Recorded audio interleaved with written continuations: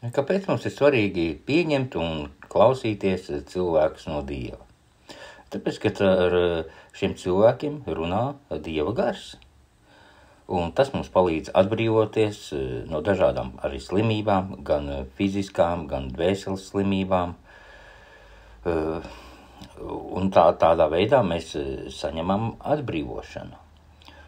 Tādā veidā mēs pieslēdzamies Dieva ģimenei, kļūstam par Dieva bērniem.